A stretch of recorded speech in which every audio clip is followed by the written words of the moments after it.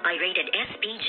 Striktong patnubay at gabay ng magulang ang kailangan. Maaaring may masiselang tema, lengguwahe, karahasan, sexual, horror o droga na hindi angkop sa mga bata.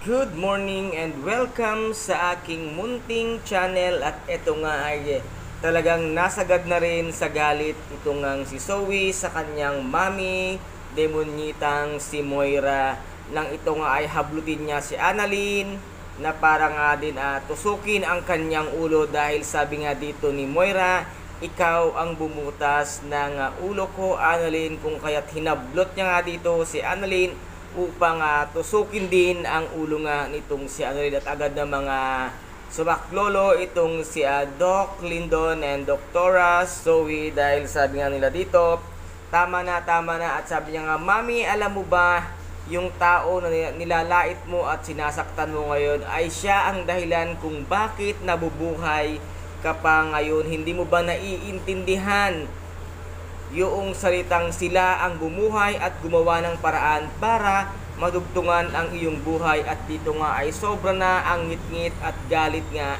nitong si Zoe sa ginagawa ng kanyang mami, demonyitang si Moira. At dito nga ay unti-unti nang tinatanggap nitong si Zoe na si Doktora Annalyn Santos nga ay anak ni Dr.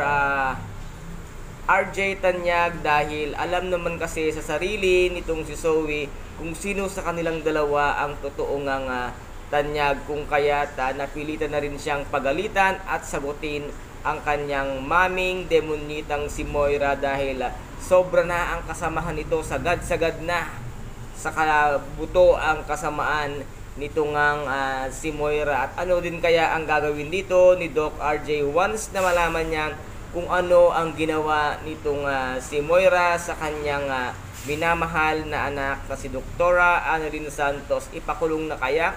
Iparehab na kaya? Dahil parang nawawala na sa kanyang sarili itong si demonyitang Moira dahil nga sa pagtatago ng kanyang mga lihim o na kanyang masamang ginawa dito nga kay Doc RJ para mapagtakpan lamang ito. Ngunit unti-unti nang nalalaman at natutuklasan ng lahat kung ano ang totoong pagkatao at kung ano ang totoong ginawa nga nitong si Zoe at saka nitong si Moirang demonyita. Kung kaya't itong si Zoe ay nagbabagong buhay na at tatanggapin na itong si Annalyn sa buhay nga nila.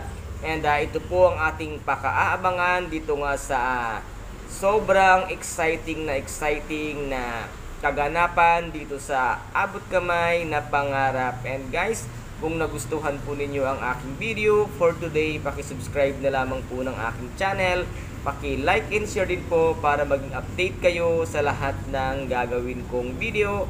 Maraming salamat, ingat, God bless, and bye bye.